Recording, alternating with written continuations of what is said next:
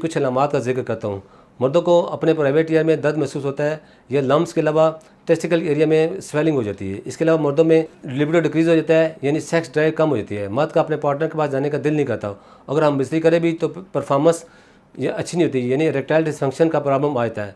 मर्द को मुसलसल इन्फेक्शन रहने की वजह से भी स्पर्म की तादाद में कमी हो जाती है। इसके अलावा हार्मोन लेवल डिक्रीज़ हो जाए तो भी मर्दों के चेहरे पर, जिस्म पर बाल बहुत कम आते हैं। हर इंसान की बॉडी के डिफरेंट तरह से ट्रीट करती है। कुछ मर्दों में ये सिम्टम ज़ाहिर होते हैं, कुछ मर्दों में लो स्पर्म काउंट के सिम्टम बिल्कुल भी फील नहीं होते। अब इसकी वजूहत का जिक्र करूँगा। लो स्पर्म काउंट की 3 वजूहत हो सकती हैं: इन्वायरमेंटल काजेज़, लाइफ स्टाइल और मेडिकल काजेज़। वैरिकोसील भी मर्दाना स्पर्म काउंट की तादाद में कमी का बायस बनती है। ये मर्दों में बांझपन का सबब बनती है। इसके अलावा मर्दों में बहुत सारे इन्फेक्शन स्पर्म की क्वालिटी और क्वांटिटी को मुतासर करते हैं। इन इन्फेक्शन में HTV, चैलनेरिया, गोनोरिया शामिल है। ये तमाम इन्फेक्शन स्पर्म काउंट डिक्रीज कर देते हैं।